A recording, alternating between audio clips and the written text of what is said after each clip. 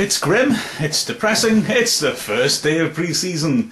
I'm referring, of course, to the weather, not to, our prospects. Wrexham at Vauxhall Motors just getting ready to go out. Having misjudged how high my banister is so you can't see my chin.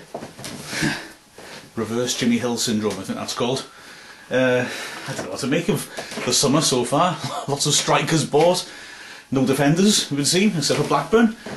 I don't know whether Saunders has got more up his sleeve, or I don't know. I sometimes wonder if he's an all or nothing sort of guy. Last season our defence wasn't quite good enough. Sorry, I beg your pardon, our defence was plenty good. Therefore, he just stocks up tons and tons of strikers, seems. Strange one. I hope he's got the balance right. There's no point in having lots of players who can score goals to make up for not being creative last year if there's no one to give them the ball. I don't know. Anyway, Vauxhall Motors is an evocative trip for me, because last season's journey was quite something personally. My lad and my dad and I had tickets to see England play cricket against Australia at Old Trafford, and we were chuffed. Same day as the Vauxhall Motors match, we weren't too heartbroken about that. The thing was, it absolutely poured down, and we made a decision that we'd try to get across. We thought, no, this game's not happening. Huddled under an umbrella for a couple of hours was sort of more fun than you'd expect in a sort of blitz spirit sort of way. But the fact of the matter is, it wasn't great. So we thought, nah, this is set in. This game's off. So we jumped in the car, drove quickly across up the M53, arrived a couple of minutes late, just missed Chris Maxwell giving away a penalty and Wrexham going behind, ran in the ground, thought, great, we've made it. I was immediately collared and told, can you do the commentary please? And I ended up trying to describe what was going on, having not seen the team stand up beforehand. And let's be honest, these pre-season games, they're packed full of trialists. Some of the Vauxhall players didn't even have a name on the team sheet, so it was a bit of a challenge. Fun though. I wonder if it'll be the same sort of thing today. Well, this is it, Vauxhall Motors. And the craziest of journeys, despite the fact it's one of the easiest grounds to find, got fantastically lost. I think because it followed the sat-nav rather than go on the direction of where club website said. Always trust Geraint in these situations, he knows what he's talking about. Mind you, the postcode is from the website as well, so I don't know, maybe it's the club's fault I have to claim for expenses, the extra 5 miles of petrol. And this is the first glimpse of Saunders' new squad. What joys will they introduce us to this season? Well, back home now, feeling a bit like a drowned rat, to be honest with you. Does it always rain there? Like I said, went to the cricket and it got rained off the last time we played there. I don't know. It was an interesting experience. The football, fine, yeah. I was very pleased with what I saw. 4-0 win. Changed the team completely at half-time. Looked very tactically fluent in the first half. I suspect what Saunders wants, having had a side that looked so egg-bound last season, really, with no creativity. Lots of movements amongst the attacking players. Second half looked a bit more like it was last season. Much more players playing in straight lines, much more of a rigid 4-4-2. And so, I don't know, I wasn't so impressed. It was more we ground them down and got 2 late goals in the second half, and it was 4-0.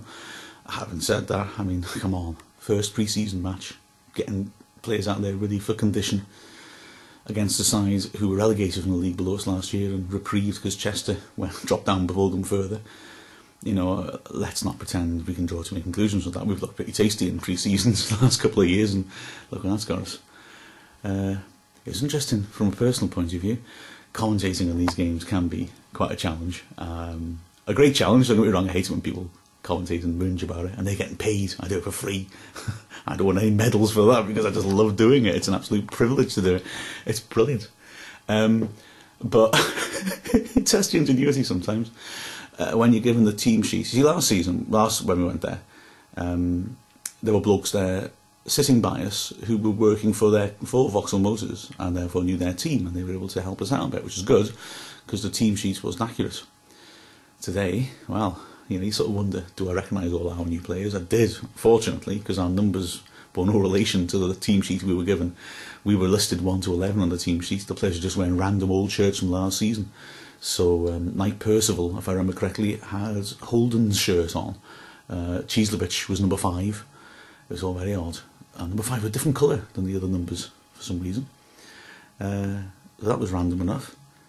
But beyond that, the Vauxhall Motors team, just 1 to 11, neither side had any substitutes listed at all.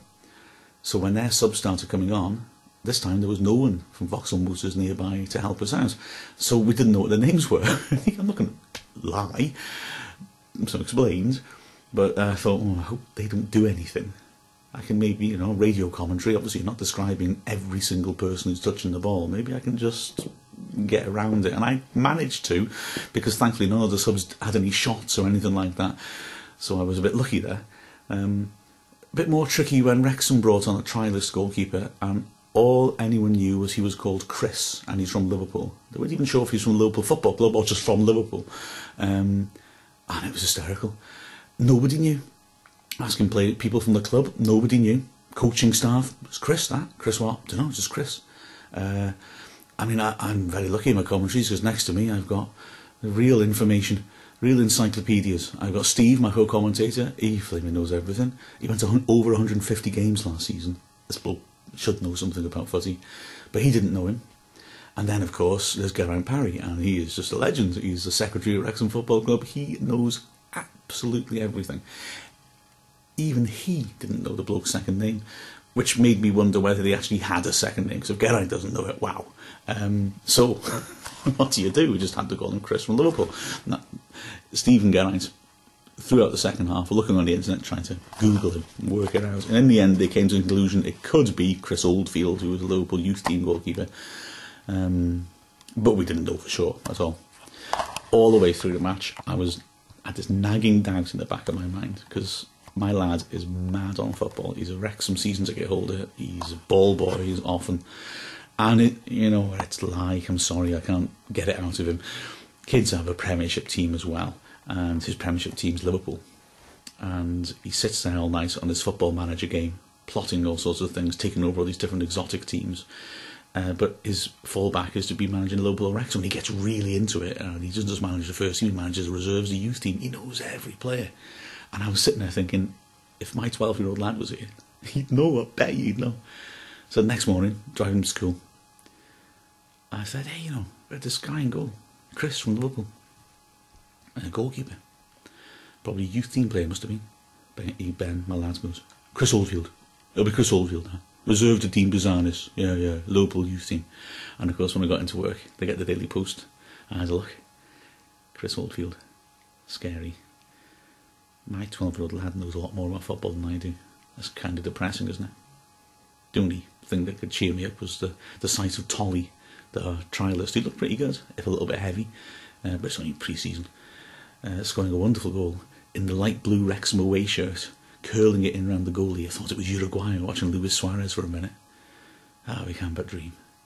A funny feeling what we're going to be watching for the next 9 months or so is going to be very different from what was played at the World Cup. Oh well. See you in Aberystwyth.